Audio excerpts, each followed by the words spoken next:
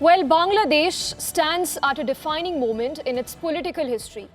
The country has just witnessed an election unlike any before, one shaped by change, uncertainty, and new beginnings. Well, this is the first general election in the country following the ouster of Sheikh Hasina and the demise of Khalida Zia, the two towering figures who dominated the country's political landscape for years. Hello and welcome to Inside South Asia. I'm Samiksha Srivastava. Our focus today is on the historic Bangladesh election. Before we bring you all the action from the ground, listen in to a few voices from Bangladesh. 17 years there was only one government.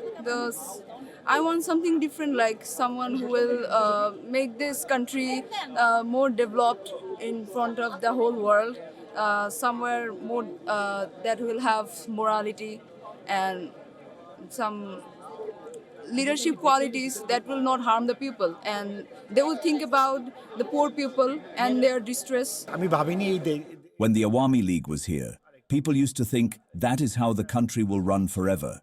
We also thought that we didn't have any other options since there was no scope of change around us. So I feel very lucky that this day has come. I hope the country moves toward a better direction. We suffered a lot with terror, enforced disappearances and whatnot. The counting of votes is currently underway. Barring a few minor hiccups in isolated areas, the overall voting process remained largely peaceful. There are as many as 2,034 candidates in the fray, but only 299 will come out as victors. Bangladesh Nationalist Party led by Tariq Rahman and Jamaat Islami led by Shafiqur Rahman are eyeing the top job.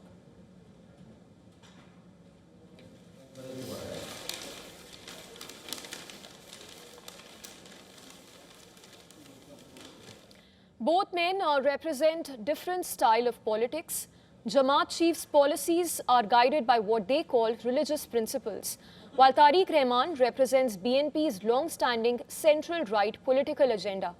Apart from the parliamentary vote, people of Bangladesh also gave their verdict on a constitutional referendum. The proposal is also called July Charter, which puts term limits for Prime Minister's post, creation of a new upper house of parliament, stronger presidential powers, and even greater judicial independence. Sheikh Hasina's Awami League has been barred from the elections. Party's absence has left its large voter base without their primary choice. The tilt of Awami League vote could be a deciding factor of these elections. In fact, Hasina herself is currently living in exile and has called the elections a sham, demanding its cancellation. The country's interim leader, Muhammad Yunus, has expressed gratitude to the voters for holding peaceful elections. Overall voter turnout stood at 48% till 4:30 p.m. local time. Well, opinion polls vary widely, though most give BNP the lead, with some even suggesting a knife-edge race. Results will pave the way for Bangladesh's return to democracy.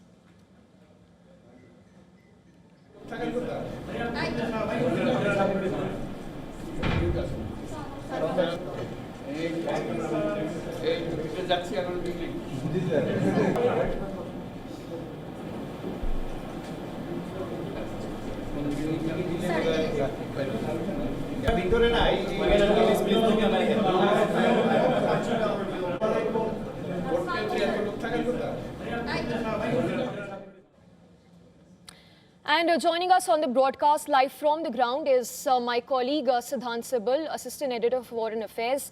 He's joining us live from Dhaka. Siddhant, you've been covering elections since early morning.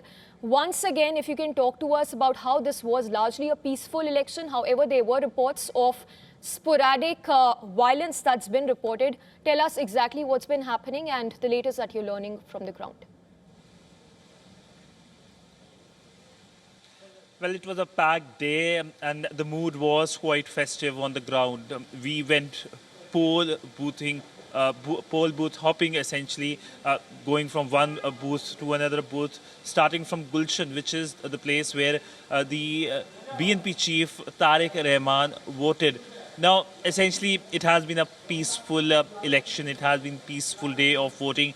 There hasn't been any major incident of violence except in Khulna, where a BNP leader has died, and it's being alleged that it is after altercation with the Jamaat leader. Now, barring that particular incident, no case of violence. And for Bangladesh, this is a feather in the cap in many ways, because that is something that Bangladeshi government was trying to tell to the world. That is what the interim government was trying to tell to the world.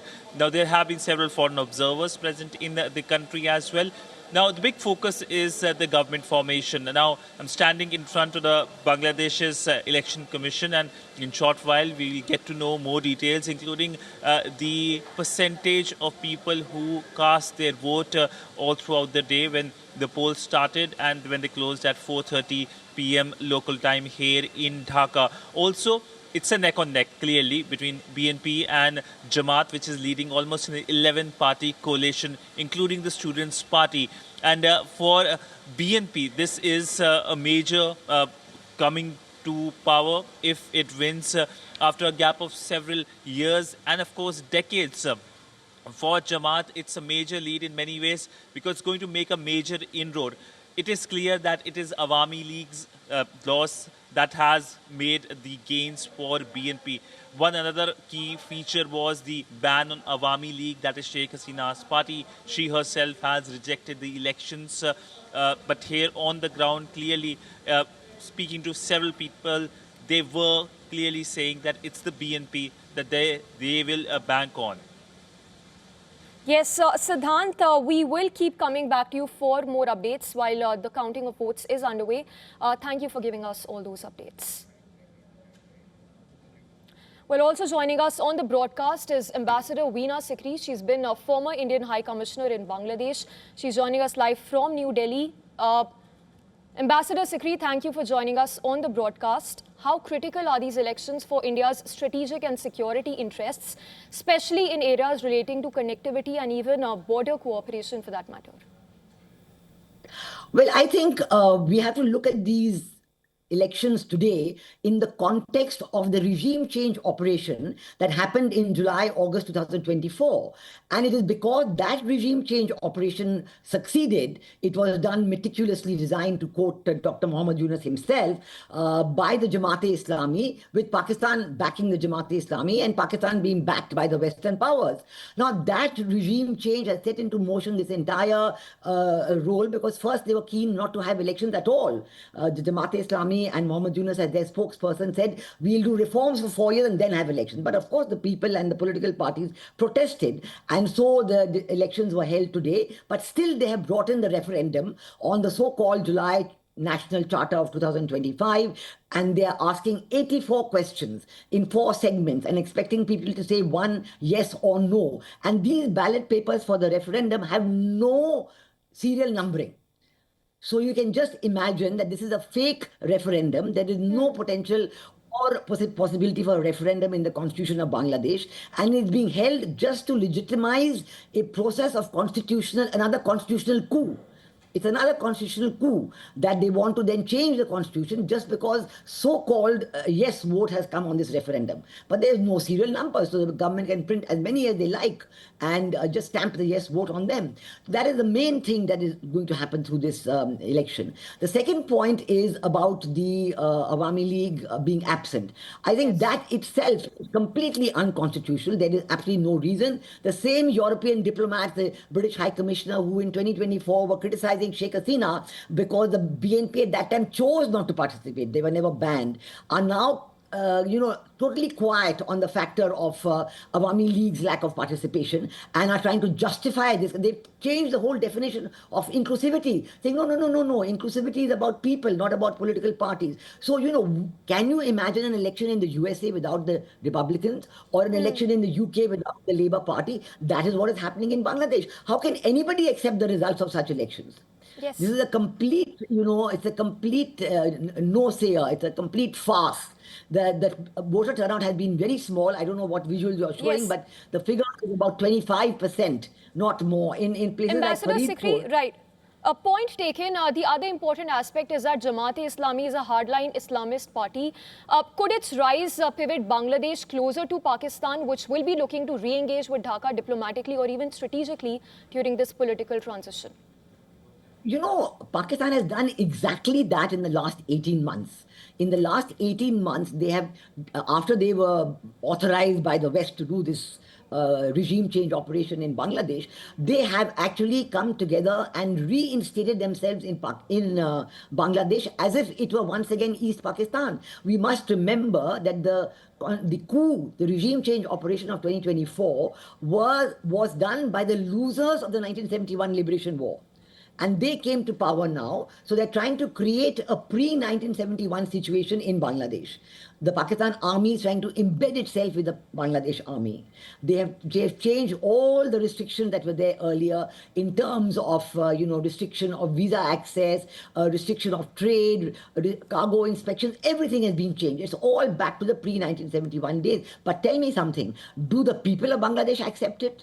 I don't think so, because you've seen that Jamaat-e-Islami remains an unpopular party. They have tried over the last 18 months to stamp radicalization throughout Bangladesh. Actually, the people of Bangladesh are not so radical. In fact, Right. when Mohammed Yunus tried to bring in changes and bring religious Yes. teachers instead of cultural teachers, there was a revolt from the university. The people there in the university, the boys and girls said, culture and religion are sides of the same coin. We want both. We want culture and religion. We don't want just religion, we don't want just culture. So I think we have to understand that, and we have to support the liberal forces of Bangladesh. India's constituency in Bangladesh. Yes, that's are exactly what I those was coming to, Ambassador Sikri. Sorry to interrupt you there, but important aspect here is the threat faced by minorities in Bangladesh, with India also raising the issue with the Yunus government through diplomatic channels. How will the political transition in Bangladesh impact the situation of minorities in the country, in your thoughts?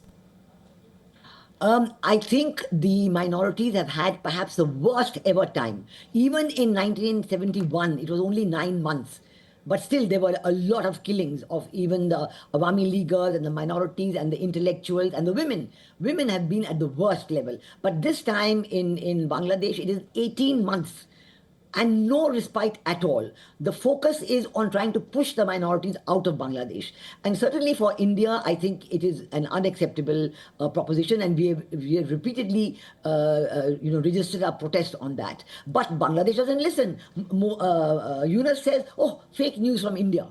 And he says, oh, it's not happening. These are not communal attacks. It's only like political. So that means for politically, it's okay to do rapes and lynchings and killings and destruction of property and grabbing of businesses. All that is okay if it is political. But, so this is completely wrong. And the Yunus regime must be held to account for that. It is really a travesty of facts that the Western countries who are so keen on human rights have kept totally quiet about it. Just as the Western countries have kept quiet on the non-participation of Awami League, just as the Western countries have kept quiet on the completely muzzling of the media. The media has been completely muzzled. More than hundreds of journalists are in jail on murder charges. There's no trial, no bail, no FIR, nothing. And media houses have been taken over, and media is under strict instructions what they can print and what they cannot print.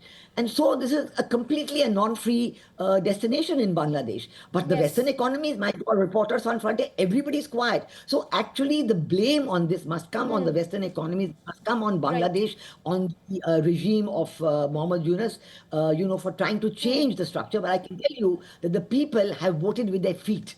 They have kept away from the election today. You've seen Sheikh Hasina has given a very strong statement saying that the Yes. election results should not be recognized, and I agree with that. Ambassador Sikri, point taken. Appreciate you speaking to WION. That's all the time we had. But let's see how the election results pan out. Hoping things get better for the minorities in Bangladesh. But for now, that's all the time we had. We shift focus to other stories you're tracking. Thank you. Thank you.